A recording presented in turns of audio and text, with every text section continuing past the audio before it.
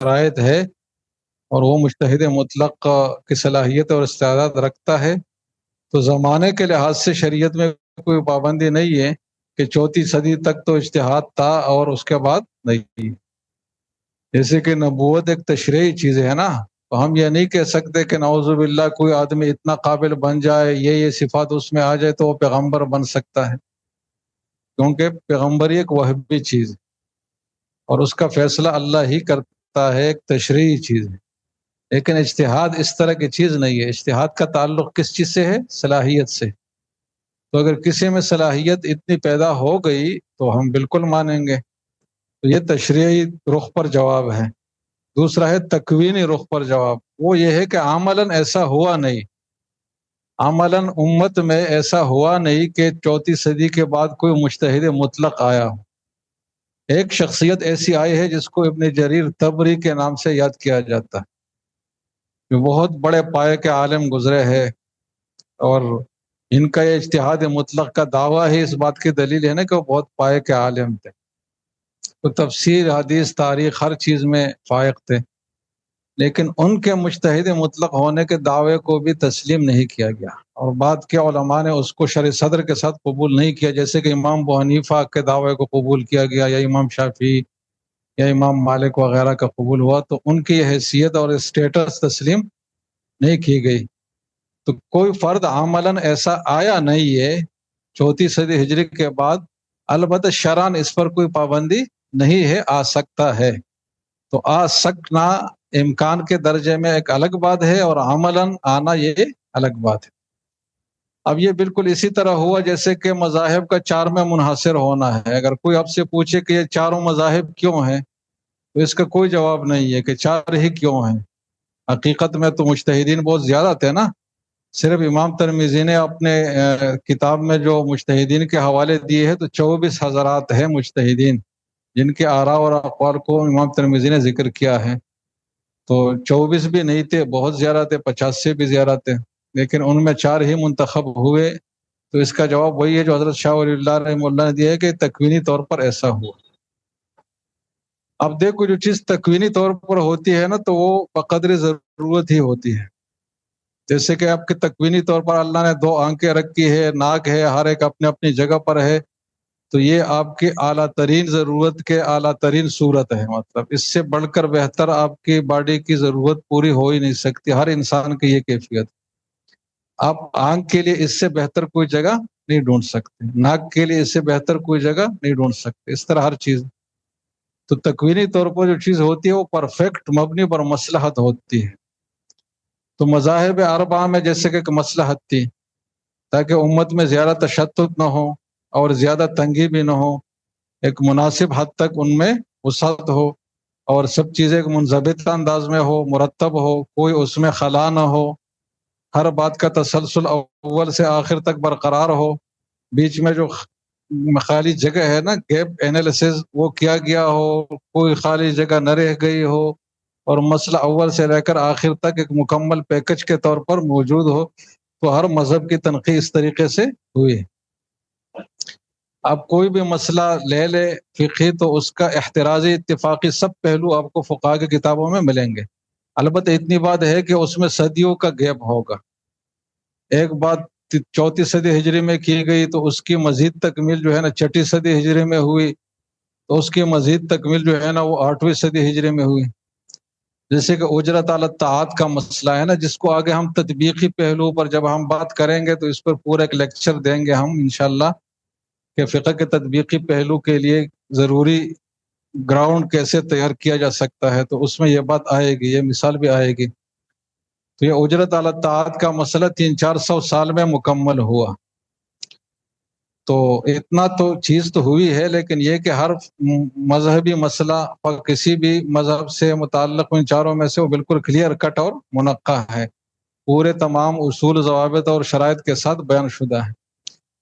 تو ایک تکوینی مصلحت تھی، اس کے علاوہ ضرورت ہی نہیں تھی۔ اگر اس سے زیادہ مذاہب ہوتی نا، خواہ انتشار کا باعث ہوتا، اور وہ جو باقی ہے نا وہ بھی آخر میں جڑوں میں جا کر ان 4 میں ہی مندمج ہو جاتی ہے۔ یہ ایک حقیقت ہے، اور اس حقیقت کو ذرا سمجھنے کے لیے اس بات کو مزید گہرائی سے ہم سمجھتے ہیں کہ یہ دروازہ اجتہاد کے کیوں بند ہوا مجتہد مطلق کا. اس لیے کہ مجتہد مطلق اس کو کہا جاتا ہے نا جو اصول اجتہاد بھی اپنا وضع کرے، منہج اجتہاد بھی اپنے لیے الگ وضع کرے اور دوسرے سے بالکل مختلف ہوں. جیسے کہ چاروں امام ایسے ہی ہیں، مطلب ان کا ہر چیز میں کافی دوسرے سے اختلاف ہے. تو اس میں اصولی اختلاف کی مزید کوئی ضرورت نہیں، اور ضرورت جس چیز کی ہے تو وہ آج تک برقرار بھی ہے، وہ ضرورت ہے جزو اجتہاد کی. اور اس پہ ہم بات کر چکے ہیں کہ اجتہاد میں تجزی ممکن ہے، جزو اجتہاد اور جزو مجتہد ہونے کی صورت ممکن ہے. تو جس چیز کی ضرورت ہے وہ برقرار ہے، اور جو چیز برقرار نہیں ہے اس کی ضرورت نہیں. اس لیے کہ اصول کے لحاظ سے دیکھیں تو آپ اگر فقہی تاریخ پر نظر ڈالیں نا تو ابتدا میں دو ہی مکتب فکر تھے. ایک کہلاتا تھا مکتب اہل العراق، دوسرا کہا جاتا تھا مکتب اہل الحجاز. مکتب اہل العراق کو اہل الرائے بھی کہا جاتا تھا، اور مکتب اہل الحجاز کو اہل الحدیث بھی کہا جاتا تھا.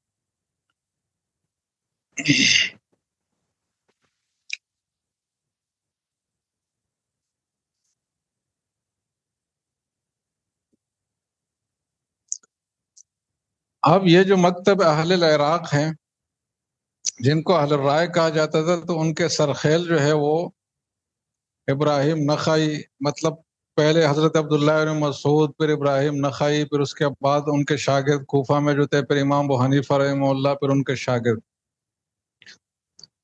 تو اس مکتب فکر کو اگر آپ صحیح تعبیر دیں نا منصفانہ، تو وہ یہ ہے کہ یہ فقہاء محدثین تھے. فقہاء محدثین یعنی اصل ان کا منصبی کام جو تھا، جس پہ زیادہ انہوں نے زندگی لگائی، وہ فقہ اور علوم فقہ کو بیان کرنا تھا. ان کے درس پر یہ رنگ اور یہ شان غالب تھی. فقہی مسائل، اجتہادات، فروع در فروع، جزیات در جزیات نکالنا، فرضی مسائل پیش کر کے اس کا حل نکالنا، یہ ان کا مجلس کا اور درس کا موضوع ہوتا تھا. لیکن ساتھ یہ حدیث کے بھی ماہر تھے، کیونکہ یہ بات تو ابھی ہم پڑھ چکے ہیں اجتہاد کی شرائط میں کہ وہ آدمی مجتہد ہو ہی نہیں سکتا جو حدیث کے ضروری علم سے وہ عاری ہو، احادیث الاحکام کا اس کو علم نہ ہو، اور اصول حدیث اور علوم حدیث سے واقف نہ ہو، مجتہد بن ہی نہیں سکتا. تو یا تو ان لوگوں کو مجتہدی تسلیم نہ کریں نا، تو پھر تو بات ٹھیک ہے. لیکن ایسا کوئی بھی امت مسلمہ میں نہیں ہے جو امام ابو حنیفہ کو مجتہد تسلیم نہ کرتا ہوں، یا امام محمد یا امام ابو یوسف کو نہ کرتا ہوں. سب بالاتفاق کرتے ہیں.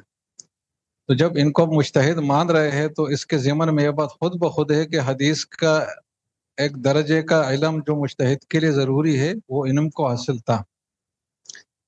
تو یہ فقہاء محدثین تھے کہ اصل مشغلہ ان کا فقہ تھا، حدیث کو بطور حوالہ اور استدلال کے زیر بحث لاتے تھے. اور جو مکتب اہل الحجاز تھے یہ محدثین فقہاء تھے. یہ کیا تھے جناب؟ محدثین فقہاء، کہ ان کا اصل کام اور فرض منصبی جو انہوں نے اپنا بنایا وہ حدیث کا بیان، روایت حدیث، سرد حدیث. پھر اس کے ضمن میں فقہی مسائل بھی ذکر کرتے تھے، اس میں اپنی رائے بھی ذکر کرتے تھے، دوسرے سے اختلاف بھی ذکر کرتے تھے، اور ان کے رائے کے رد بھی ذکر کرتے تھے. اور یہ ساری چیزیں ہوتی تھی جیسے کہ ترمذی کا جو انداز بیان ہے نا، کہ اصل تو حدیث کا بیان ہے، پھر اس کے ضمن میں فقہی. تو یہ محدثین فقہا کا طرز ہے، مکتب اہل الحجاز کا. تو اس میں غالب مغلوب کا فرق ہے کہ وہاں فقہی اور رائے اور عقل کی بحث غالب تھی، حدیث کی بحث غالب نہیں تھی، اس لیے کہ اس کے دوسرے لوگ تھے سنبھالنے والے. اور جو اہل الحجاز تھے محدثین، تو وہ حدیث ان کا بیان اور روایت حدیث ان پہ غالب تھا. درایت حدیث میں وہ بحث، ان کا جو بحث کا حصہ تھا وہ کم ہوتا تھا، اس لیے کہ اس کے دوسرے لوگ سنبھالنے والے تھے. تو یہ دونوں مکتب فکر ایک دوسرے کے کمپلیمنٹ تھے، ایک دوسرے کے مکمل تھے، ایک دوسرے کے ضد میں یہ نہیں تھے. اور کبھی بھی یہ ضدیت ان میں نہیں رہی ہے. تو آج کے جاہلوں نے بنائی نا کہ یہ دو الگ الگ مکتب فکر، حقیقت میں یہ ایک ہی اس کے تھے، صرف ذوق کا فرق تھا. سمجھ رہے جناب؟ اور ذوق کا فرق تو ہر دو انسانوں میں ہوتا ہے، وہ تو کوئی ایسی چیز نہیں ہے۔ تو جو اور دوسری بات کمال کی یہ ہوئی کہ یہ جو محدثین فقہات ہیں، جو فقہائے محدثین، جو مکتب اہل العراق، جو اہل الرائے حضرات تھے، ان کے ساتھ کمال یہ ہوا کہ یہ زمانہ گزرنے کے ساتھ ساتھ جڑ گئے ہیں۔ ابتدا میں یہ متعدد حضرات تھے، مطلب امام ابو حنیفہ الگ تھے، عبداللہ بن مبارک الگ، اور سفیان ثوری الگ، اور ابن عیینہ الگ، اور اس طریقے سے ابن ابی لیلہ، بہت سارے حضرات ابتدا میں بہت سارے تھے، لیکن بعد میں جڑتے گئے، ملتے گئے، اور سب تقریباً پھر فقہ حنفی کی شکل میں ہی جمع ہو گئے۔ اس لیے آپ نے سنا ہوگا کہ عبداللہ بن مبارک کے جو ہے نا وہ 98% اقوال وہی ہے جو امام ابو حنیفہ کے ہیں، اور سفیان ثوری کے 95% اقوال وہی ہے جو امام ابو حنیفہ کے ہیں۔ تو یہ ابتدا میں نہیں تھے، بعد میں جب بحث و تمہیس انہوں نے کی اور ایک دوسرے کے آراء پر غور کیا تو ان میں اتفاق رائے پیدا ہوتا گیا، اور یہ تشدد سے وحدت کی طرف آئے، جبکہ مکتب اہل الحجاز میں برعکس معاملہ ہوا کہ ابتدا میں جو ان کے سرخیل تھے حضرت سعید بن المسیب، جو کبار تابعین میں شمار ہوتے، بعد میں پھر امام مالک رحمہ اللہ آئے جو کبار الاخذین عن التابعین میں شمار ہوتے، خود تابعین میں نہیں تھے لیکن کبار الاخذین عن التابعین میں ہے امام مالک۔ پھر امام مالک کے بعد اس میں تشدد آتا گیا، تو امام شافعی الگ گئے، امام احمد ابن الگ گئے، امام اوزاعی الگ گئے، ابن جریر طبری الگ گئے، تو فلان اب امام بلیس الگ گئے۔ تو اس طریقے سے 15-20 جو ہے نا ان میں مکاتب فکر ذیلی طور پر بن گئے، اور یہ جو رخ تھا نا اہل الحجاز اور اہل العراق کا، یہ بعد تک بھی باقی رہا۔ جو صحائے ستہ کا دور ہے، 34 صدی ہجری کے بعد متصل جو دور ہے، اس میں بھی یہ مذاہب ایسے کلیئر کٹ نہیں تھے، یعنی کوئی اگر حنفی ہوتا نا تو اس کا مطلب یہ ہے کہ اس کا رجحان فقہ حنفی کی طرف ہوتا تھا، اور کوئی اگر حنبلی ہوتا تو وہ مجتہد ہوتا، اکثر مسائل میں ان کی اپنی رائے ہوتی، لیکن زیادہ رجحان ان کا فقہ حنبلی کی طرف ہوتا۔ اس طرح کوئی مذہب کلی طور پر اختیار کرنے کا رواج پڑا بھی نہیں تھا، تقلید شخصی کی ایک صورت، یہ تو بہت بعد میں پڑ گیا ایک مجبوری کی وجہ سے، تو یہ اتنے کلیئر نہیں تھے۔ تو اصل جو اصولی مکتب فکر تھے یہ دو تھے۔ اب دیکھیں اگر اصول آپ وضع کریں گے تو ظاہر ہے کہ اجتہادی اصول میں دونوں چیزوں کو ملحوظ رکھیں گے نا، عقل بھی ملحوظ رہے گا اور نقل بھی ملحوظ رہے گا۔ عقل محض بھی اجتہاد کا ماخذ نہیں بن سکتا، نقل محض بھی اجتہاد کا ذریعہ نہیں بن سکتا، دونوں کو جمع کریں گے تو تب بھی اجتہاد کے دو پہیے وجود میں آئیں گے نا۔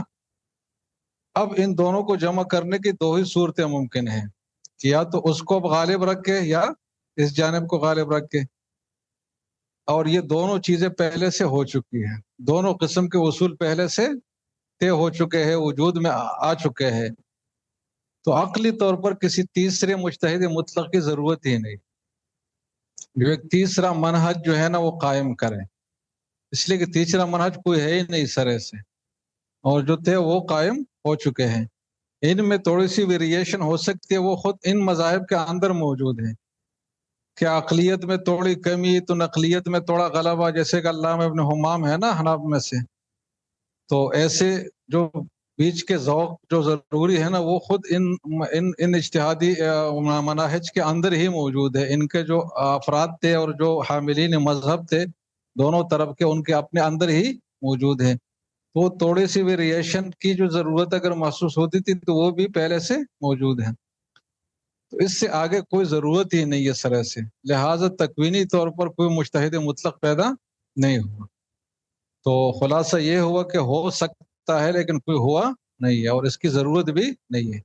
ضرورت جو ہے وہ جزوی اجتہاد کی ہے، کہ جو جدید مسائل پیش آ رہے ہیں ان کا حل نکالا جائے، وہ معاملات کے مسائل بھی ہو سکتے، آئلی مسائل بھی، سیاسی بھی، معاشرتی بھی، بین الاقوامی بھی، ملکی بھی، تو اس پہ اجتہاد ہوتا ہے، ہر مذہب میں ہوتا ہے، اور آج کا جو اچھا مفتی ماہر ہو نا وہ ایک مسئلے پر جب پورا غور کرے تو آپ کہہ سکتے ہیں کہ ان کی ایک اجتہادی رائے ہے، اس کو اب اجتہاد کا درجہ اس خاص مسئلے کے حد تک دے سکتے ہیں۔ کیونکہ اجتہاد میں کوئی استغراق کلی کوئی ضروری نہیں ہے۔ تو یہ بات ہوئی کہ مجتہد جزوی تا قیامت قائم رہیں گے تاکہ تعطل لازم نہ آئے احکام میں، اور کلی کی کوئی ضرورت نہیں ہے۔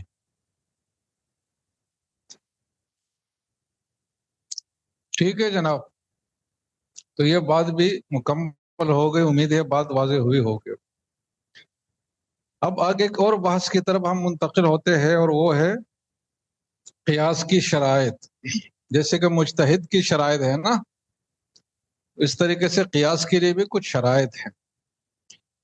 تو قیاس تو آپ کو معلوم ہے کہ کسے کہتے ہیں قیاس، کہ ایک منصوص حکم ہو جو شریعت کے ٹیکسٹ میں اور شریعت کی عبارت میں وہ حکم آ چکا ہے، اور اس حکم میں مجتہد غور و فکر کرے، اور دو چیزوں کو مد نظر رکھ کے، کہ مقاصد شریعت کے پیش نظر اور اس نص میں جو حکم بیان ہوا ہو اس کے پیش نظر کون سی چیز زیادہ مناسب ہے علت بننے کے لیے، تو پہلے وہ اس نص میں سے علت نکالتا ہے۔ کتنی چیزوں کو مد نظر رکھ کر؟ دو چیزوں کو۔ کون سی دو چیزوں کو؟ جو ڈائریکٹ حکم ہے اس سے مناسبت، اور مقاصد شریعت میں اس کی تاثیر۔ پھر جب یہ علت اخذ کرے تو اس علت کی روح سے پھر باقی چیزیں جو اس نص میں مذکور نہیں ہے، حتیٰ کہ اس کی طرف اشارہ بھی نہیں ہے، ان چیزوں کا حکم پھر اس نص سے اخذ کرے، اور جو نص میں جو حکم بیان ہوا ہے وہ حکم منتقل کرے ان چیزوں کی طرف جو نص میں بیان نہیں ہوئے۔ اس عمل کو کہا جاتا ہے قیاس،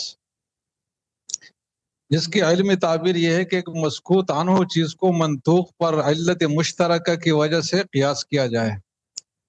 اب یہ جو قیاس کا عمل ہوگا تو اس کے لیے کچھ شرائط ہیں۔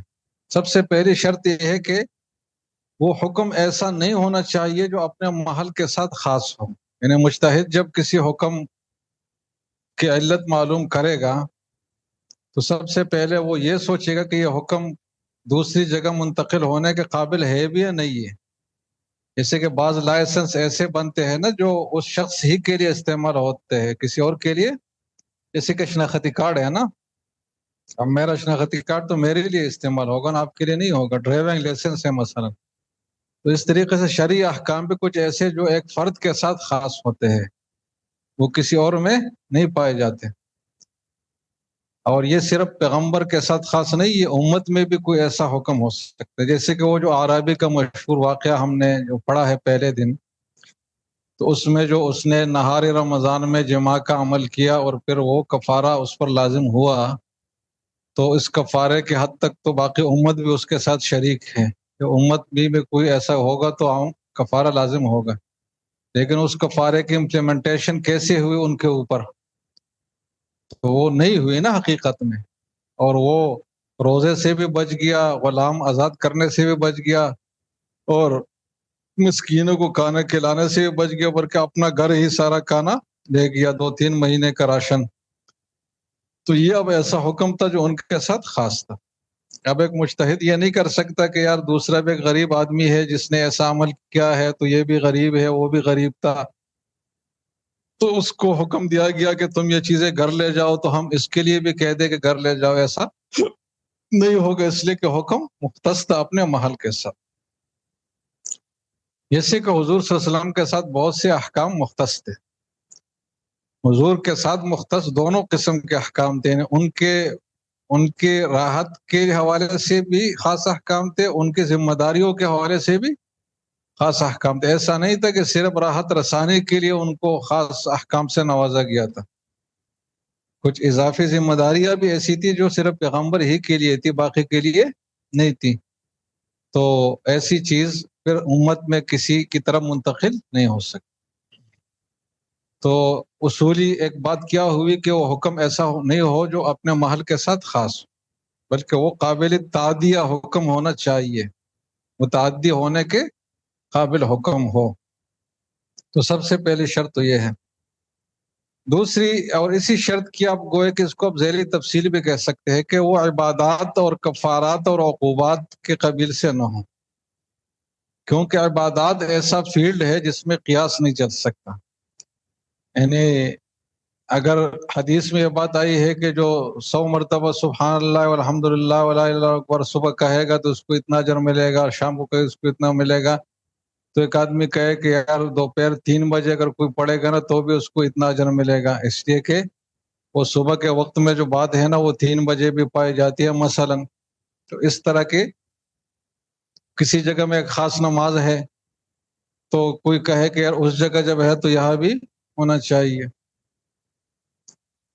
تو عبادات قیاس کے زمرے سے بالکل خارج ہے، کیونکہ عبادات کا مقصد ہے رب کے ساتھ واسطہ بنانا، اور یہ نقل ہی سے معلوم ہو سکتے ہیں، انسان اپنے عقل سے معلوم نہیں کر سکتا، اور قیاس کا تو بنیاد ہی عقل پر ہے. تو لہٰذا عبادات اس طریقے سے کفارات ہیں کہ کسی نے روزہ توڑ لیا تو اس کا یہ کفارہ ہے، کسی نے زہار کر لیا تو اس کا یہ کفارہ ہے، قسم کا یہ ہے، وغیرہ وغیرہ. تو ان کفارات میں اس سے ملتے جلتے اگر کوئی جرائم ہے تو اس پہ کوئی آدمی نہیں کہہ سکتا کہ جب اس کا وہ کفارہ ہے تو اس کا بھی ایک کفارہ ہے، اس لیے کفارات میں بھی قیاس نہیں ہوتا.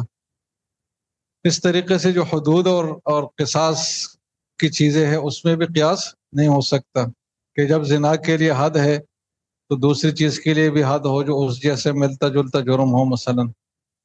تو یہ چیزیں قیاس کے دائرے سے خاص ہیں. عبادات، کفارات اور عقوبات کی وہ قسمیں جو حدود کے زمرے میں آتی ہیں. البتہ عقوبات کی وہ قسم جو تعزیرات کے زمرے میں آتی ہے تو اس میں پھر قیاس چل سکتا ہے، کیونکہ تعزیر کا بنیاد جو ہے نا وہ حکمت و مصلحت پر ہے، قاضی کی ثوابدید پر ہے، اور تعزیر میں سب لوگ برابر بھی نہیں ہوتے. ایک آدمی کے لیے ایک سخت بات تعزیر نہیں ہوگی، دوسرے کے لیے اس سے 10 گنا نرم بات بھی تعزیر ہو سکتی ہے. ایک آدمی کو تپڑ مارنے سے بھی تعزیر نہیں ہوگی، دوسرا کا صرف کان مروڑنے سے بھی تعزیر ہو جائے گی، بلکہ سخت بات کہنے سے بھی ہو جائے گی. تو تعزیر کا جو سارا فیلڈ ہے وہ اجتہاد پر مبنی ہے، اور اس میں اجتہاد کی آزادی ہے. حتیٰ کہ حناف کے ہاں تو اتنی بات بھی ہے کہ تعزیر میں قتل تک کی بھی اجازت ہے، کہ اگر کوئی ایسا عادی مجرم ہے جس کا جرم سنگین بھی ہے اور وہ عادی بھی ہے اور اس کی وجہ سے معاشرہ میں خرابی ہو رہی ہے، جیسے کہ ایک شارب الخمر ہے، کلہ شراب پیتا ہے، اس کی وجہ سے تمام لوگ خراب ہو رہے ہیں اور وہ اپنے عمل سے باز نہیں آتا، اور نصیحت اور سب چیزیں ہو گئی لیکن وہ باز نہیں آتا، تو ایسے شخص کو قاضی جو سرکاری اتھارٹی رکھنے والی حیثیت ہو وہ قتل کی سزا بھی دے سکتا ہے. تو تعزیر میں اس حد تک بھی آزادی ہے احناف کے ہاں. تو یہ تو اجتہاد کا فیلڈ ہے، لیکن حدود جو ہے وہ اجتہاد کا فیلڈ نہیں. تو یہ بات ہوئی کہ ان چیزوں میں سے نہ ہو. ایک اور اہم شرط قیاس کے لیے یہ ہے کہ وہ قیاس صرف حکم شرعی میں ہی ہو سکتا ہے، کیونکہ قیاس کے اجتہاد کی تعریف ہم نے یہ کی ہے نا، آپ کو اگر یاد ہے کہ بذل الجہد من الفقیہ فی تحصیل حکم شرعی فرعی، کہ حکم شرعی کے تحصیل اور حصول میں جو جد و جہد کی جائے گی تو اس کو اجتہاد کہا جائے گا. تو اجتہاد کا جو میدان ہے وہ صرف احکام شرعیہ ہے، لہذا جو احکام عقلیہ ہے یا احکام حسیہ ہے یا احکام عرفیہ ہے یا احکام لغویہ ہے، لغت کے جو چیزیں ہیں، تو اس میں پھر قیاس نہیں چل سکتا. جیسے کہ یہ مشہور قاعدہ ہے کہ لغت میں قیاس نہیں چل سکتا، کہ کوئی آدمی کہے کہ شیشے کو قارورہ اس لیے کہتے ہیں کہ اس میں پانی ٹھہرتا ہے تو تمہارے پیٹ میں بھی تو پانی ٹھہرتا ہے، لہذا اس کو بھی قارورہ کہو. اس طرح کا قیاس نہیں چل سکتا. تو قیاس کے لیے ضروری ہے کہ وہ حکم شرعی ہو. ایک اور شرط یہ ہے کہ وہ بذات خود منسوس نہ ہو. ایک چیز جب منسوس ایک بار بن گئی تو اس کے بعد وہ قیاس اور اجتہاد کے دائرے سے نکل گئی. اب یہاں ایک اشکال آپ کو ہو سکتا ہے کہ یار یہاں تو شریعت نے گوئے کہ انسانی عقل کو پابند کیا نا، کہ تم نے سوچنا ہے نہیں سر ایسے، تو سوچنے پر تو پابندی نہیں ہونی چاہیے، اس سے تو انسان کی صلاحیتیں کم ہو جائیں گی. شریعت کو چاہیے کہ جو منسوس احکام ہے نا اس میں بھی اجتہاد کی اجازت دے، کہ اس میں بھی انسان عقل چلائے. جیسے کہ آج کل کے متجددین یہی کہتے ہیں نا کہ جو شریعت کے مسلمہ احکام ہے تو اس پر اثر نو غور کیا جائے، کہ آج کے دور میں ربا جائز ہے یا نہیں ہے، اور خواتین بال کہاں تک کھلا رکھ سکتی ہے اور سینہ اور یہ چیزیں کہاں تک کھلا رکھ سکتی ہے، آج کا فیشن ہے اور مغربیت ہے اور ضرورت ہے اور فلاں ہے اپنا. تو ایک ظاہری اشکال یہ ہو سکتا ہے کہ جب آپ نے نصوص پر حصر کر لیا اور انسانی عقل کو آپ نے آگے جانے سے روک دیا تو گویا کہ آپ انسانی عقل کو بانجھ کر رہے ہیں نا. تو حقیقت ہے کہ ایسا نہیں ہے. اصل بات یہ ہے کہ انسانی عقل پر اللہ تعالیٰ بہت بڑی مہربانی فرما رہے ہیں کہ اس کے اوپر وہ ذمہ داری نہیں ڈالتے جس کو وہ نبھا نہیں سکتے. اگر انسان عقل پر اب ذمہ داری ڈال دینا تو وہ اپنے لیے استنجے کا طریقہ بھی اچھی طرح معلوم نہیں کر سکتا. جیسے کہ وہ مشہور حدیث ہے نا حضرت سلمان فارسی رضی اللہ عنہ کی، اس کو ایک مشرک نے کہا کہ علمکم نبیکم کل شیء حتی الخراء، کہ تمہارا پیغمبر تو ہر چیز تمہیں سکھاتا ہے حتیٰ کہ بول و براز کے طریقے بھی تمہیں سکھاتا ہے. تو حضرت سلمان فارسی نے کہا کہ اجل، فخر کے ساتھ. اور اس نے تو ایک طنز اور استہزاء کے طور پر اعتراض کیا تھا، لیکن انہوں نے ایک سنجیدہ جواب دیا کہ دیکھو اس باب میں ہمیں اپنے پیغمبر نے 3 باتیں سکھائی ہیں اور یہ 3 باتیں ہم عقل سے معلوم نہیں کر سکتے. ہمیں یہ بات سکھائی ہے کہ اللہ نستقبل القبلۃ بغایۃ ولا بول، کہ ہم نہ قبلے کا رخ کریں نہ پشت کریں. تو یہ بات ہم اپنے عقل سے نہیں معلوم کر سکتے تھے. اور اس مشرک پر تعریض کر لی کہ دیکھو تم بھی کعبہ کی تعظیم کو تو مانتے ہو نا، کیونکہ کعبہ کی تعظیم تو مشرکین کے عقل اور عقیدے میں بھی تھی، لیکن تم اس چیز سے ناواقف تھے. تم بول و براز کے وقت اس کی طرف رخ بھی کرتے ہو، پشت بھی کرتے ہو. تو پتہ چلا کہ اب اپنے عقل سے یہ بھی آپ معلوم نہیں کر سکتے. اس طریقے سے ہمیں حضور نے منع کیا ہے کہ نستنجی بالیمین، کہ دائیں ہاتھ سے استنجا کریں، اور تم لوگ دائیں ہاتھ سے کرتے ہو پھر اسی سے کانے بھی کھاتے ہو. آج کل یہ جو چمچ کا رواج ہوا ہے نا، یہ اس وجہ سے نہیں کہ کوئی اچھی چیز ہے اور واقعی انسانی ضرورت.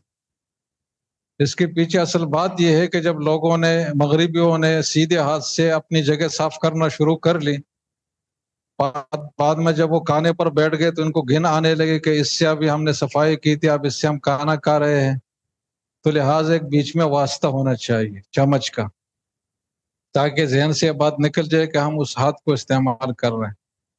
تو رواج یہاں سے اس چیز کا پڑ گیا، بعد میں پورے ایک تہذیب یہ بن گیا. آج کی جتنی چیزیں ہیں نا، اس کے پیچھے جو اصل محرکات ہے وہ بہت خراب قسم کی چیزیں ہیں. جیسے کہ آج کے ہوٹلنگ کا جتنا بھی بزنس ہے نا، اس کے پیچھے اصل جو محرک ہے وہ بخل کا جذبہ ہے.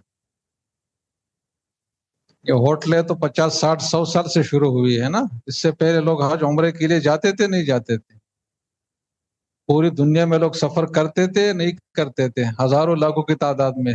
ایک آدمی مسافر ہو کر دوسری جگہ جاتا، اس کے کھانے کا بھی انتظام ہوتا، اس کے رہائش کا بھی ہوتا، اس کے تمام ضروریات کا ہوتا. وہ مہینوں مہینوں رہتا ایک جگہ. ابن بطوطہ کے سفر نامے آپ دیکھ لیں تو کسی جگہ آپ کو کسی مسافر کے قلم سے یہ نہیں نکلے کہ میں فلان جگہ بھوک سے مرنے لگا تھا لیکن پھر ایسا ہوا. ہر جگہ لوگوں کو قیام و طعام کی ضرورت میسر تھی، اس لیے کہ انسانیت میں ایک شرافت اور سماحت اور سخاوت تھی بالعموم، مسلم غیر مسلم سب میں. لیکن بعد میں جب انسانوں میں بخل آ گیا تو پھر یہ چیز ختم ہو گئی. جب یہ چیز ختم ہو گئی تو ایک چیز کی ضرورت پڑی کہ وہ ایک جگہ ہو جہاں لوگ پیسے دے اور رہے، تو پھر ہوٹلنگ کا سسٹم شروع ہوا. پھر آج اب دیکھ رہے کہ کہاں تک پہنچ گیا. تو اس طرح کی جو چیزیں وہ یہ، تو حضرت سلمان نے فرمایا کہ ہمیں حضور نے اس طرح. تیسری بات ہمیں حضور نے یہ فرمائی ہے کہ ہم 3 پتھروں سے کم استعمال نہ کریں، اس لیے کہ اس سے پوری صفائی نہیں ہوتی. اور یہ کہ ہم کسی ہڈی سے استنجا نہ کریں، کسی خوش گوبر وغیرہ سے استنجا نہ کریں، اس لیے کہ اس سے بھی صفائی نہیں ہوتی. اور مشرک کو بتایا کہ دیکھو تم لوگ ان سب چیزوں سے استنجا بھی کرتے ہو. تو اس کو بتا دیا ان 3 باتوں کے ضمن میں کہ پیغمبر کے بغیر آپ استنجا بھی ڈھنگ سے نہیں کر سکتے. اچھی جائے کہ آپ ملک چلائے اور بین الاقوامی قوانین بنائے اور انسانیت کے لیے فیملی لاز بنائے اور فلاں بنائے اور فلاں بنائے، یہ تو بہت دور کی بات ہے. تو انسانی عقل کو اللہ تعالیٰ نے ایک حد تک رکھا ہے، اس سے آگے پھر اس کی وہ نہیں ہے مطلب. تو بات میں یہ کر رہا تھا کہ نصوص پر یہ اشکال نہیں ہوگا، بلکہ یہ ہے کہ اللہ نے عقل پر مہربانی کی کہ عقل نے اگر سوچنا تھا بالفرض، اگر اس نے پہنچنا تھا اپنی آخری مصلحت کی حد تک، تو وہی چیز ہو سکتی تھی جو نص میں بیان ہوئی ہے، اس سے زیادہ عقل کے لیے رسائی ممکن ہی نہیں۔ تو عقل کا گوئے کے استعمال ہوا، کیونکہ عقل کا جو آخری الٹیمیٹ رزلٹ نکلنا تھا عقل سلیم کا، وہ شریعت نے پہلے سے بتا دیا، اور بتا کر ہمیں محفوظ کر لیا اور مشقت سے بچا لیا کہ آپ غلطی میں بھی واقع نہ ہو اور آپ خواہ تکلیف مالا اطاق میں بھی نہ ہو، کہ جو چیز آپ نہیں کر سکتے ہم آپ کے ذمہ ڈال دیں۔ تو ایسی اصولی باتیں نصوص میں پہلے سے طے ہو گئی۔ تو نص میں جو چیز طے ہوئی ہے وہ سوچ سمجھ کر ہوئی ہے، وہ کوئی اندھا دھند طریقے سے نہیں ہوئی، اس لیے کہ انزلہ بعلمہ، جو قرآن و حدیث آئے ہیں اللہ کے علم کے مطابق آئے ہیں۔ تو اللہ کو علم ہے کہ کس جگہ انسان کو میں پابند کر لوں، ایک خاص لکیر کا فقیر اس کو بناؤں آج ایک تعبیر میں، اور کس جگہ میں اس کو آزادی دے دوں۔ تو ہر چیز ایک حکمت اور مصلحت کے تحت ہوئی ہے، اور جہاں نصوص ہے تو وہاں عقل انسانی کو معطل نہیں کیا گیا، بلکہ عقل کا انتہائی معراج اس میں بتا دیا گیا، اور عقل کو بتایا گیا کہ تم نے بھی اگر پہنچنا تھا تو یہی تھا۔ تو اب تمہاری مہربانی یہ ہے کہ اس کو سمجھ لو اچھے طریقے سے، اس نص کو، اس کی حکمت کو، اس پہ اپنے آپ کو قانع کرو، یہ تمہاری ذمہ داری رہ گئی ہے۔ ڈسکور کرنا تمہاری ذمہ داری نہیں ہے، اس ڈسکوری کو آپ ایکنالج کر لے، اس کا اعتراف کر لے، اس کو ہضم کر لے، اپنے اندر جذب کر لے، تو یہ آپ کی بڑی مہربانی ہوگی، آپ کا بڑا کمال ہوگا۔ تو اس لیے منسوخ چیزیں جو ہے یہ شاید اجتہاد کے دائرے سے خارج ہے۔ آپ بات سمجھ رہے جناب؟ ایک اور بات اہم یہ ہے اجتہاد کے حوالے، قیاس کے حوالے سے،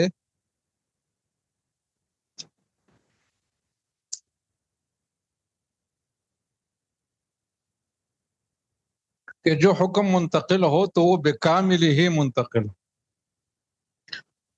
یعنی قیاس آپ وہاں کر سکیں گے کہ منتقل ہونے والا حکم پورا کا پورا آپ لے جا سکتے ہو۔ اگر پورا آپ حکم نہیں لے جا سکتے، یا تو اس سے بڑھائیں گے حکم یا گھٹائیں گے، تو پھر وہاں آپ قیاس ہی نہیں کر سکتے۔ اس کی ایک واضح مثال یہ ہے جیسے کہ کفارہ زہار ہے نا، ایک مسلمان جب بیوی سے زہار کرے، زہار کا مطلب یہ ہے کہ بیوی کی تشبیہ دے کسی محرم خاتون سے کہ تم میری ماں کی طرح ہو میرے لیے، یہ بہن کی طرح ہو، اور اس میں نیت اس کا یہ ہو کہ حرام ہونے میں،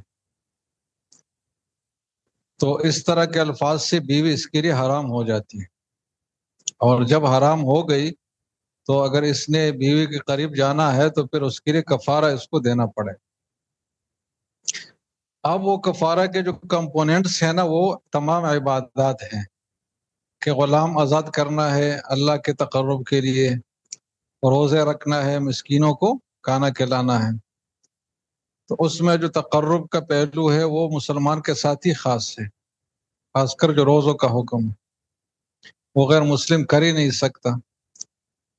تو اگر غیر مسلم زہار کرے گا اور اس کو آپ مسلمان کے اوپر قیاس کرے اور یہ کفارہ اس کے لیے ثابت کرے، تو یہ آپ نہیں کر سکتے، اس لیے کہ کفارہ اس کے لیے آپ ثابت کر ہی نہیں سکتے، اس لیے کہ کفارہ میں عبادت کا پہلو ہے اور غیر مسلم اس کا اہل نہیں ہے۔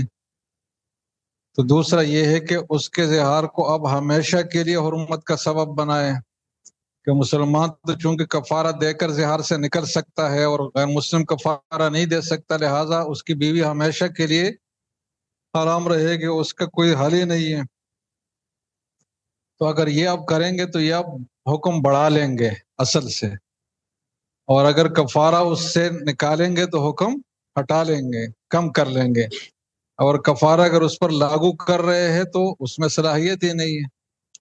تو یا تو ادھر بات نکلے گی یا ادھر نکلے گی، فکس قیاس حذو النعل بالنعل، قاسا النعل بالنعل، برابر برابر اس طرح حکم منتقل نہیں ہوتا۔ تو جہاں بھی اس طرح برابر حکم منتقل نہ ہوتا ہو تو آپ پھر نہیں کر سکتے قیاس۔ تو یہ برابری حکم میں بھی ضروری ہے اور اصل فعل میں بھی برابری ضروری ہے کہ جو مقیس صالح فعل ہے نا، تو جو مقیس ہے جس کو آپ قیاس کر رہے ہیں وہ اس کے قریب یا اس جیسا ہو، اس سے بڑھ کر یا اس سے بہت کم نہ ہو۔ مثلا خطا اور نسیان کا آپ مسئلہ لے لینا کہ نسیان میں شریعت کا حکم ہے اور حدیث ہے کہ کسی نے اگر بھول کر روزہ توڑ لیا، کھا لیا، تو اس کا روزہ برقرار ہے، اس پر نہ قضا لازم ہے نہ کفارہ لازم ہے۔ تو یہ نسیان کا حکم ہے۔ تو آپ کہے کہ جب نسیان کا حکم ہے تو خطا کا بھی یہی حکم ہوگا کہ کوئی غلطی سے، غلطی کا مطلب ہے کہ اس کو روزہ یاد ہے اور اس نے منہ میں کوئی چیز رکھ لی اور اس کی نیت نکلنے کی نہیں ہے لیکن بس نکل گئی چیز، تو خطا کا بھی یہ حکم ہونا چاہیے جو نسیان کا ہے۔ تو یہ قیاس اگر آپ کریں گے تو یہ درست نہیں ہوگا، اس لیے کہ یہاں برابری کس چیز میں نہیں ہے؟ اصل فعل میں نہیں ہے، اس لیے کہ نسیان ایک ہائی لیول کا عذر ہے جس میں انسان کا ارادہ بھی نہیں ہوتا، اور یہ ایسا جیسے کہ آدمی خواب میں نیند میں کوئی کچھ کرے، اور خطا جو ہے یہ اتنا اعلیٰ درجے کا عذر نہیں ہے، اس میں انسان کی بے احتیاطی بہرحال ہوتی ہے، اس لیے تو قتل خطا میں کفارہ ہے نا کہ اس میں جرم کا پہلو پایا جاتا ہے، یہ بالکل معصومانہ عمل نہیں ہے بلکہ اس میں جرم کا پہلو موجود ہے۔ تو جب خطا میں ایک گونا فوقیت ہے اور نسیان اس سے ادنا ہے، یا اب عذر میں کہے کہ نسیان اعلیٰ ہے اور خطا اس سے ادنا ہے، تو اس کو اس پہ قیاس نہیں کر سکتے، اس لیے کہ یہاں حکم پورا آپ منتقل نہیں کر سکتے۔ تو پورا ہونا دونوں چیزوں میں ضروری ہے کہ حکم بھی پورا ہو اور جو اصل وہ ہے وہ بھی پورا ہو۔ اب یہ جو دوسری بات ہے وہی بات ہے جو آپ نے سنا ہے کہ یہ قیاس مع الفارق ہے، جب دو چیزوں کو ایک دوسرے پر قیاس کیا جائے اور اس میں فرق ہو دونوں میں تو کہا جاتا ہے کہ یہ قیاس مع الفارق ہے۔ تو قیاس مع الفارق کا مطلب یہ ہے کہ دونوں کی سچویشن ایک جیسی نہ ہو۔ ٹھیک ہے جناب، تو یہ گوئے کہ قیاس کے لیے ایک ضروری شرائط ہو گئی، اگر اس کو آپ جمع کریں گے تو 4-5 باتیں ہو گئی کہ حکم نقل منتقل کیے جانے کے قابل ہو، محل کے ساتھ خاص نہ ہو، عبادات میں نہ ہو، کفارات میں نہ ہو، حدود میں نہ ہو۔ اس طریقے سے یہ ہے کہ حکم شرعی سے متعلق ہو، یہ کہ منصوص نہ ہو، یہ کہ پورا حکم منتقل کرے، یہ کہ قیاس مع الفارق کی صورت نہ ہو۔ تو یہ گوئے کہ 5 شرائط ہو گئے، اس کو آپ بڑھائیں گے تو 6-7 بھی بنا سکتے ہیں۔ اب ایک اور بحث کی طرف ہم منتقل ہوتے ہیں، اور وہ بات یہ ہے کہ آپ نے خاص کر فقہ حنفی کے حوالے سے یہ بات سنی ہوگی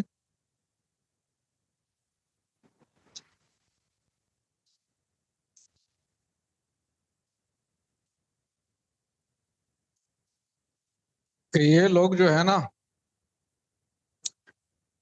قیاس اور عقل کو حدیث پر ترجیح دیتے ہیں،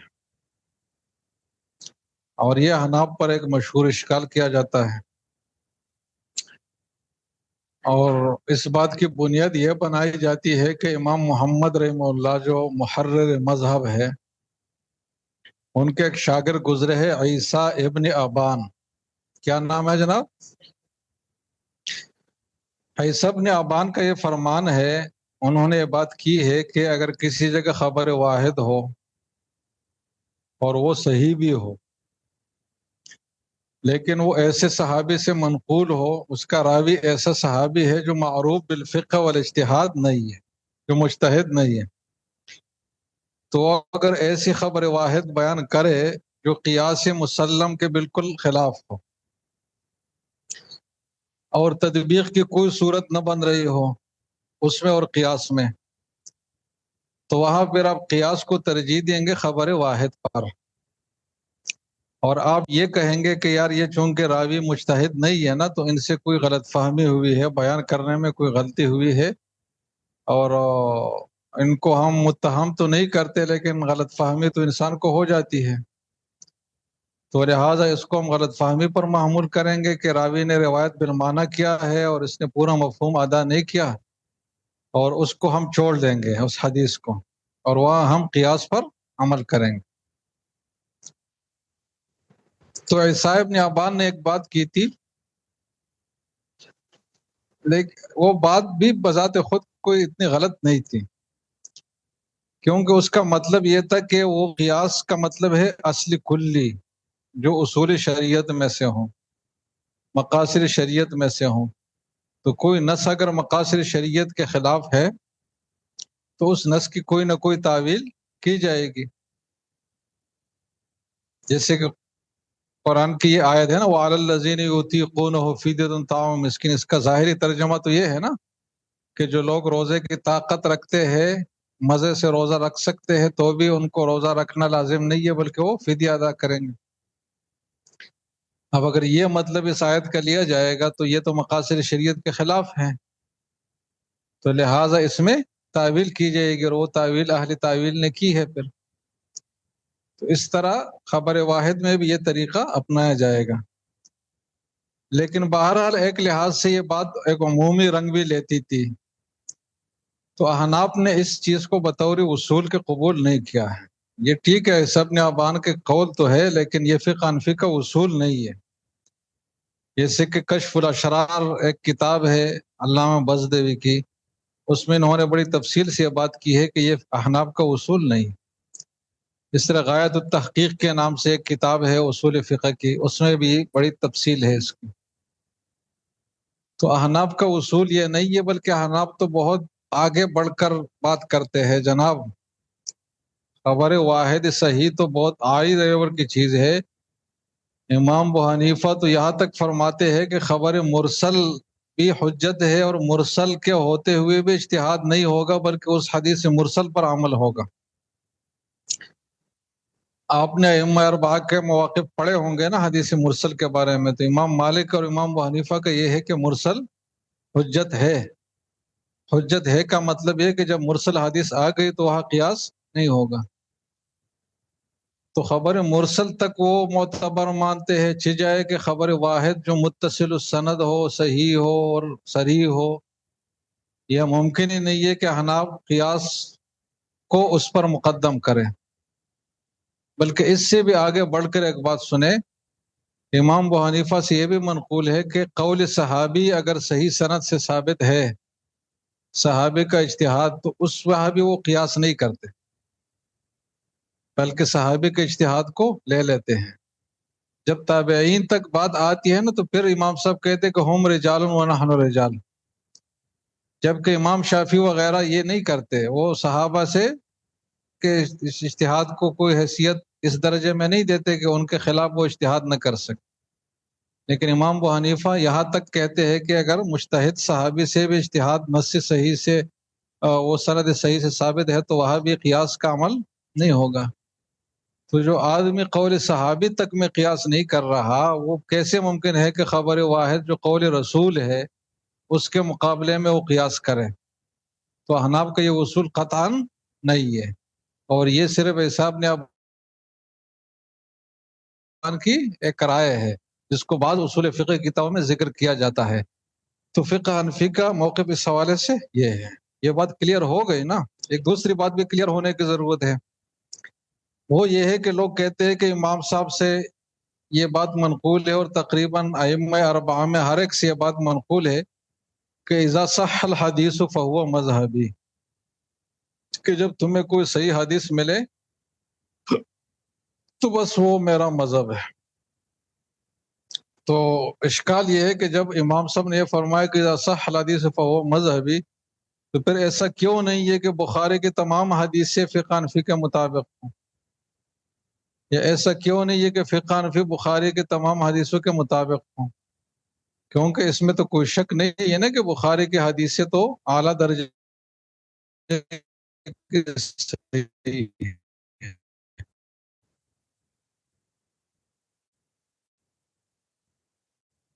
اس لیے کہ امام بخاری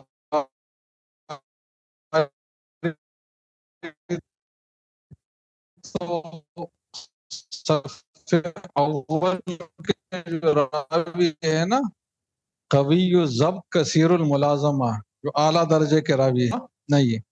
تو اگر صح حدیث و مذہبی ہے تو بخاری کے تمام احادیث مذہب حنفی کے مطابق، اور مذہب کا کیا مطلب ہے؟ تو مطلب اس کا یہ ہے کہ اذا صح الحدیث ہو ولا معارض تو ہوا مذہبی، کسی دوسرے نص کی رخ سے اور کسی دوسرے نص کی وجہ سے تعویل کی جا رہی ہے۔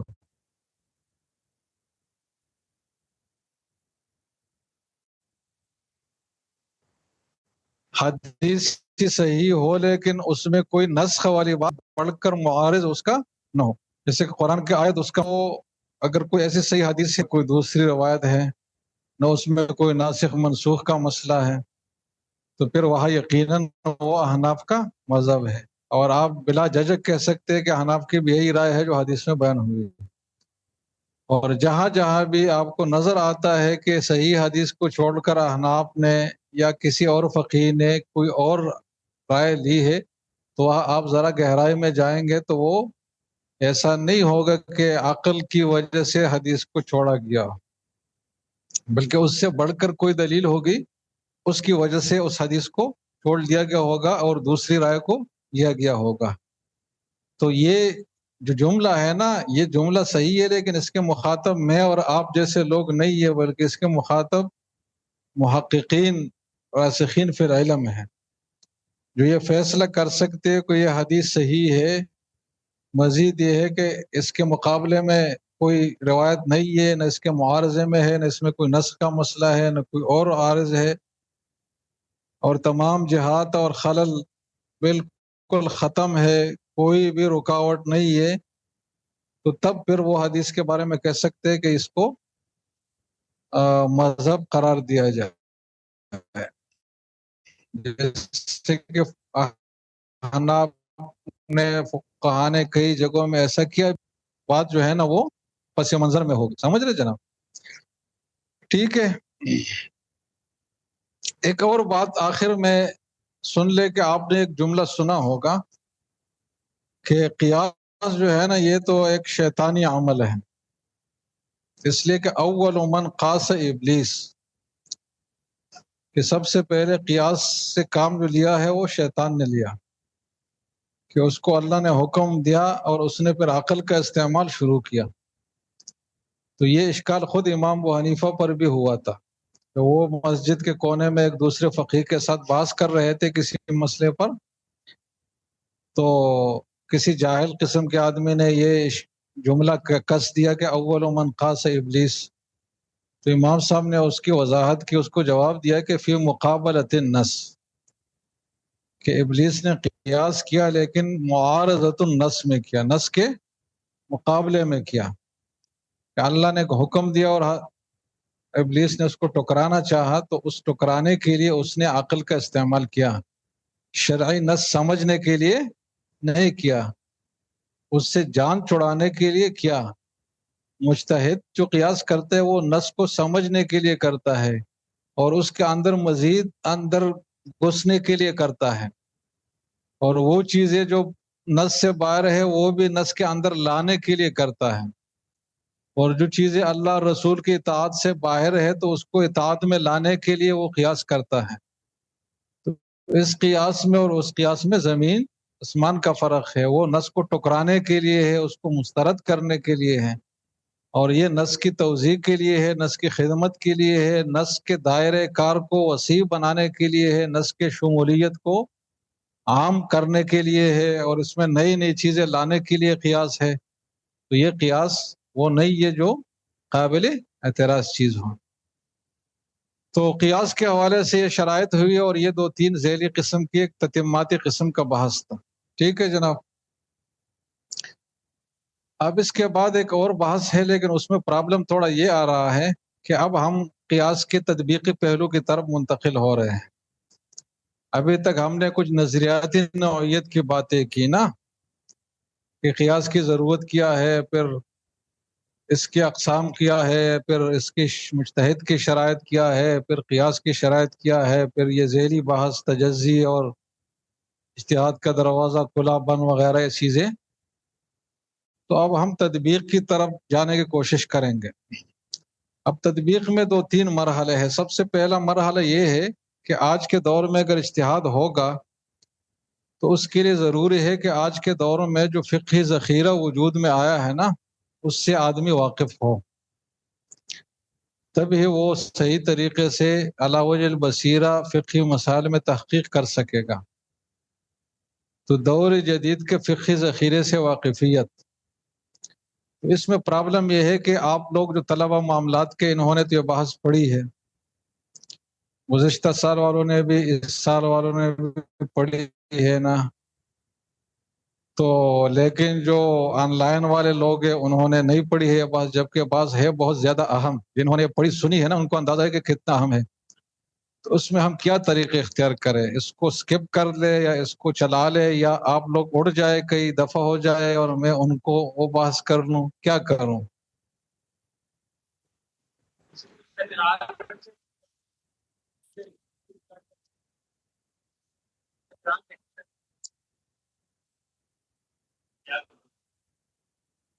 آپ نے کیا کہا؟ میں سمجھا نہیں.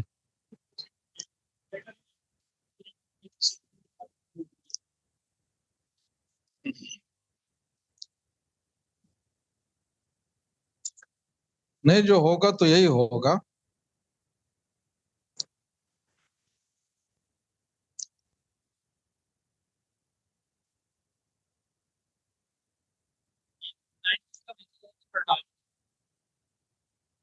کیا میسج آیا ہے؟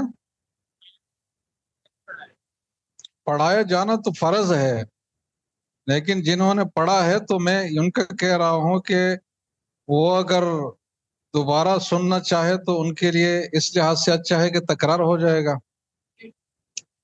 اور میرا خیال میں اب میں کوئی بھی ایسا نہیں ہوگا جس نے پورا یاد کیا ہو.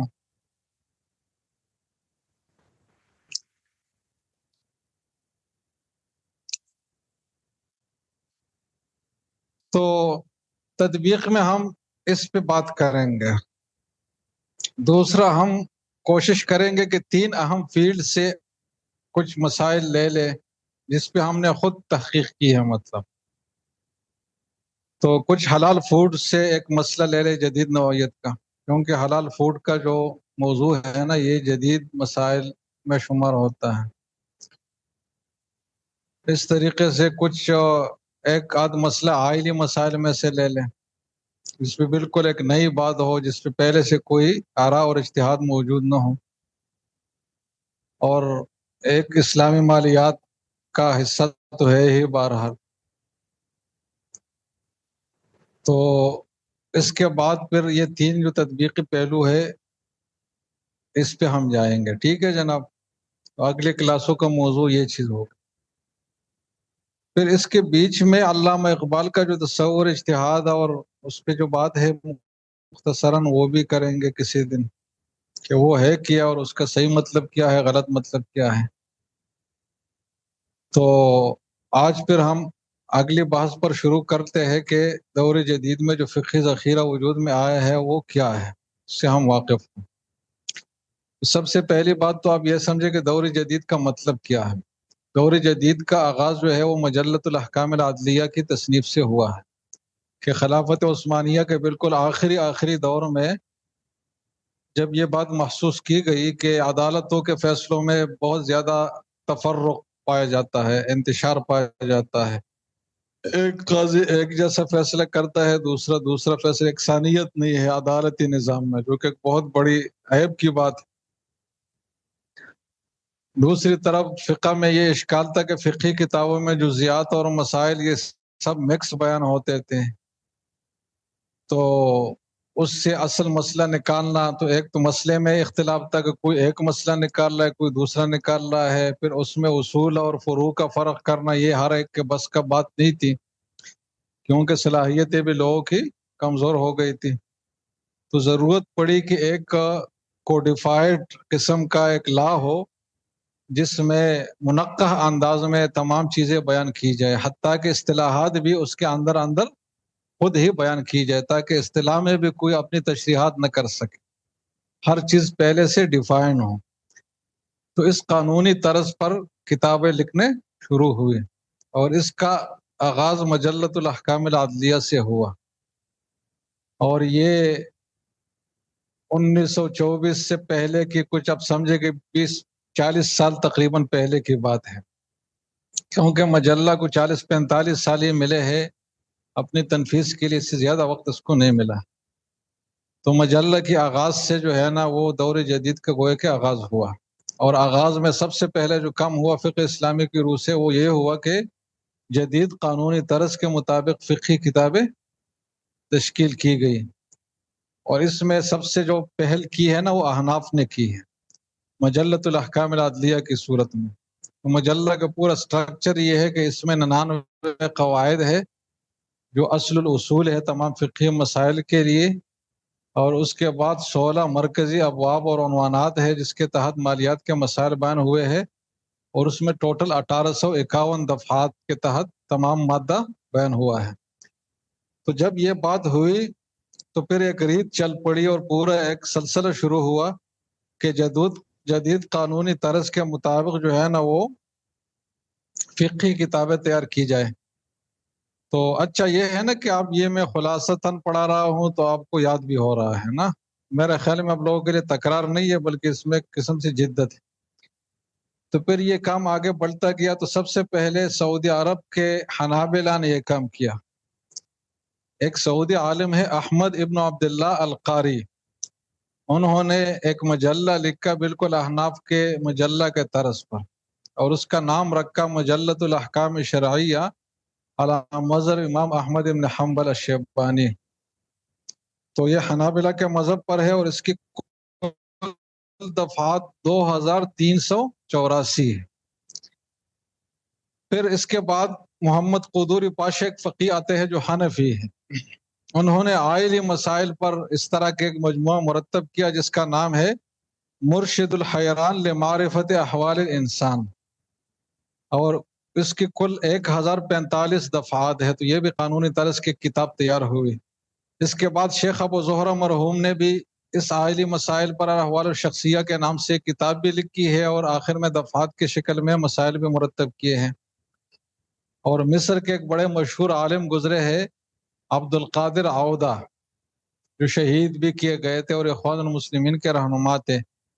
تو انہوں نے اسلام کا جو نظام جرم و سزا ہے اس پر ایک کتاب لکھی ہے التشریع الجنائی مقارنا بالقانون الوضعی، اور اس کے آخر میں انہوں نے دفعات بھی ذکر کیے ہیں، اور تقریباً 689 دفعات ہے، 689۔ تو یہ بھی قانونی طرز پر آ گیا ہے اسلام کا نظام جرم و سزا۔ ایک مشہور شخصیت پاکستان کی گزری ہے ڈاکٹر تنزیل الرحمان، انہوں نے مجموعہ قوانین اسلام کے نام سے معاملات کے مسائل 6 جلدوں میں مرتب کیے ہیں۔ تو اس میں عائلی مسائل بھی ہے، معاملات کے مسائل بھی ہے، تو یہ بھی ایک اہم قانونی مجموعہ ہے۔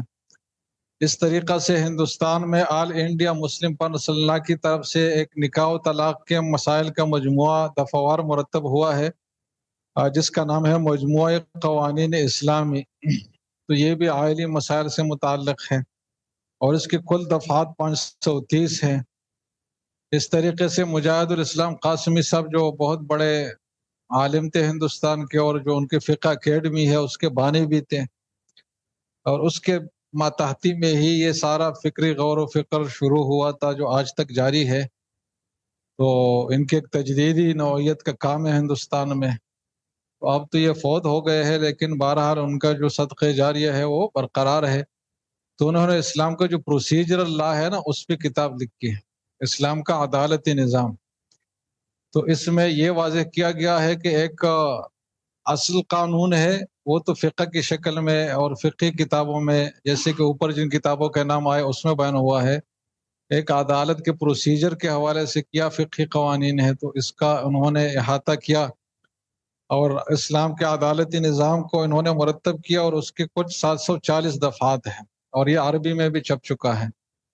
تو اب دیکھ کے جن جن میدانوں میں قانون سازی کی ضرورت تھی تو اس سب میں قانون سازی ہو گئی ہے۔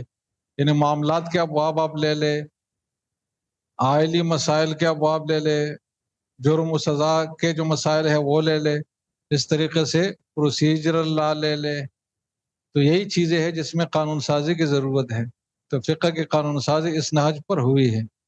آج اگر کوئی ملک اسلامائز ہو جاتا ہے اور وہاں اسلامی قانون نافذ ہوتا ہے تو آپ کو فقہ کو قانونی انداز میں لانے کے لیے کوئی بہت بڑی محنت کی ضرورت نہیں ہے، 19-20 آپ کو کرنا پڑے گا، اپنے حالات کے مطابق اس میں تبدیلی کرنی پڑے گی، باقی جو بڑا حصہ ہے نا کام کا وہ ہو چکا ہے۔ تو آج کے دور میں اگر آپ اجتہاد کریں گے مسائل کے حوالے سے تو ایسی کتابیں ضرورت ہے آپ کی، اس سے آپ واقف ہوں گے تو تب آپ کوئی اچھی رائے قائم کر سکیں گے۔ تو اس فقہی ذخیرے کا تعارف مقصد یہ ہے کہ اجتہاد اس کے بغیر آپ نہیں کر سکتے، ان مراحل سے آپ گزریں گے تو تب آپ اجتہادی صلاحیت تک پہنچ سکیں گے۔ تو یہ ایک اہم قسم ہے کہ فقہ کو قانونی طرز پر لایا گیا۔ دوسرا اہم کام یہ ہوا کہ فقہی موسوعات اور انسائکلوپیڈیاز تیار کی گئی، جس میں الف بائی ترتیب سے فقہی کتابیں تیار ہوئی۔ تو اس کا کئی مراحل میں یہ کام ہوا۔ سب سے پہلے تو 1962 میں تقریباً اس کے ایک بنیادی تصور آیا ڈاکٹر مصطفیٰ صبائی کی طرف سے۔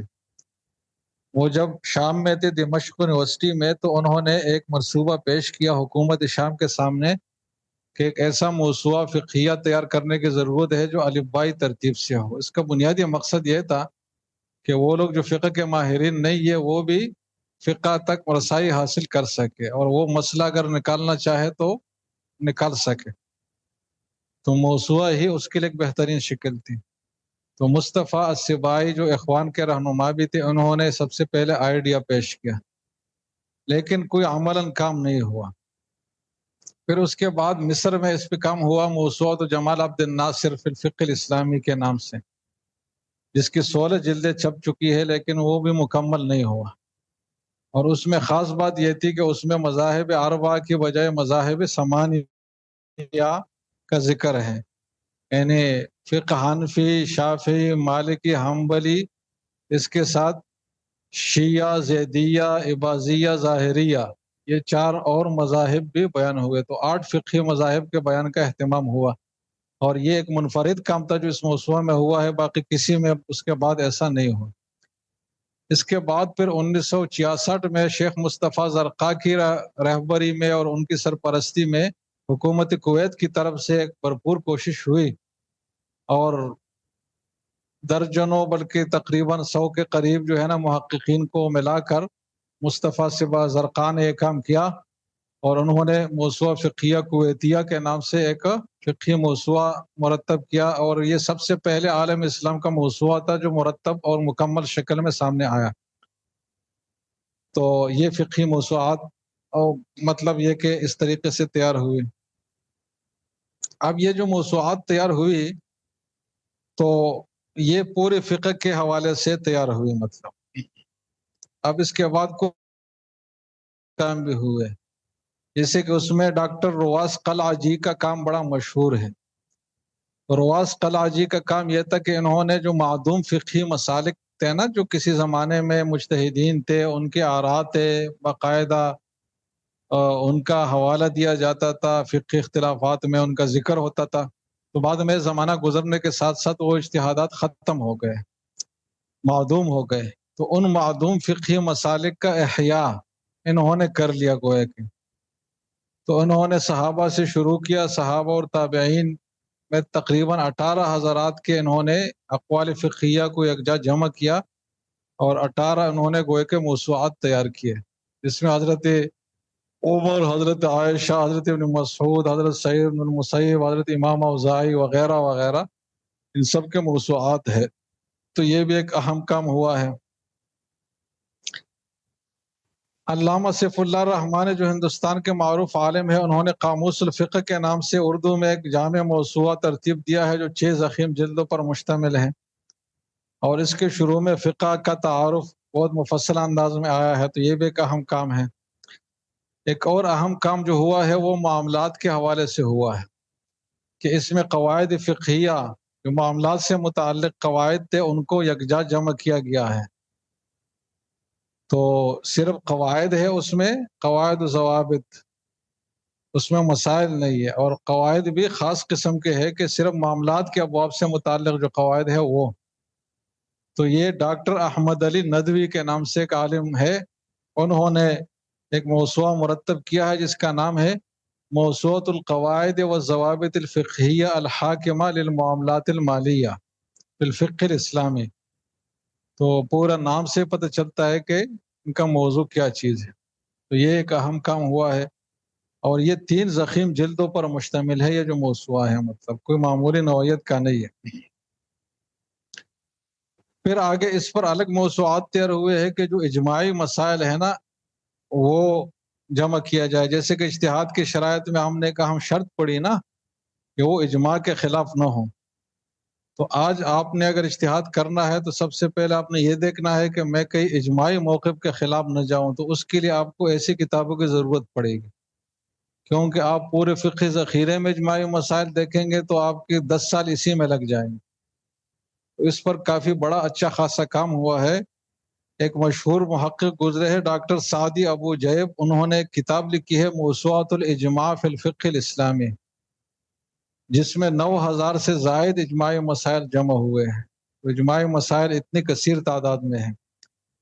اور فلسطین کے ایک عالم گزرے ہیں ڈاکٹر عبد الرحمن العقبی، انہوں نے اس موضوع کو اور بھی نیرو کر لیا ہے، مطلب تنگ کر لیا کہ صرف اجماعات، اور اجماعات بھی صرف صحابہ کے اجماعات. تو صحابہ کے اجماعات پر انہوں نے 13 جلد کی کتاب لکھی ہے جناب، اتنی بڑی کتاب. اس سے پتہ چلا کہ صحابہ کے اجماعی مسائل اتنے زیادہ ہے تو بعد کے امت کے کتنے زیادہ ہوں گے. ٹھیک ہے جناب. تو یہ ایک اہم کام ہوا ہے.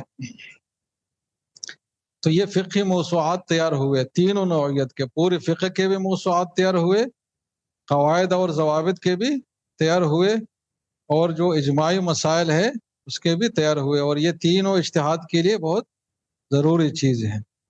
اور جو قواعد کے حوالے سے جو کام ہے اور موسوعہ جو قواعد کی روح سے ہے، اس سے سب سے بڑا تفصیلی کام آج کے دور میں ہوا ہے. معلمۃ زائد للقواعد الفقہیہ اور اصولیہ جو 45 جلدوں میں ہے. تو دیکھ، ایک طرف فقہ جو موسوعہ فقہیہ کویتیہ ہے نا، وہ پورا موسوعہ جو پورے فقہ کا ہے وہ 45 جلدوں میں ہے. یہاں صرف قواعد کا جو موسوعہ ہے وہ 45 جلدوں میں پہنچ گیا ہے. تو اس سے فقہ اسلامی کی وسعت کا اندازہ لگا ہے. اور اس میں کمال یہ ہے دونوں موضوعات میں، فقہیہ کویتیہ میں بھی اور یہ جو معلومات زائد ہے، کہ اس کا جو کمپیوٹری نسخہ ہے نا اس میں جو حوالے دیے گئے ہیں تو لائیو حوالے ہیں، زندہ حوالے ہیں. اس پہ جب آپ کلک کرتے ہیں تو اصل کتاب سے پوری عبارت آپ کے سامنے آ جاتی ہے، اور اس سے آپ خود پڑھ سکتے ہیں کہ کیا واقعی انہوں نے جو اخذ کیا ہے مطلب وہ صحیح ہے بھی یا نہیں ہے. آپ ان کی بات کو اندازہ بھی، جانچ پرکھ بھی کر سکتے ہیں. پورا حوالہ اس کا کے ساتھ تفصیلاً پورے سیاق و سباق کے ساتھ موجود ہوتا ہے. آپ نے جب بھی موضوع فقہیہ دیکھنا ہو نا تو اس کو ایسا اندھا دھن انداز میں نہ دیکھے، بلکہ جو آخر میں انہوں نے حوالہ دیا اس حوالے پر جا کر اصل کتاب سے جو عبارت انہوں نے دی ہے وہ بھی PDF شکل میں، اس کو بھی آپ پڑھ لیا کرے تاکہ آپ کو علی وجہ البصیرہ پتہ چلے کہ واقعی یہ صحیح موقف میں اخذ کر رہا ہوں. تو یہ دوسرا بڑا کام ہوا ہے دور جدید میں، جس سے ایک اجتہادی کام کرنے والے کے لیے واقفیت ضروری ہے. تو پہلا کام تھا فقہ کو قانونی انداز میں مرتب کرنا، دوسرا کام تھا فقہی موضوعات اور انسائکلوپیڈیاز کی تیاری. اس کے علاوہ اور بھی کچھ کام ہوئے ہیں تو اگلی کلاس میں انشاءاللہ ہم اس کا ایک اجمالی تذکرہ کریں گے، پھر آگے جو ہے نا وہ تطبیقی مسائل کی طرف بڑھیں گے.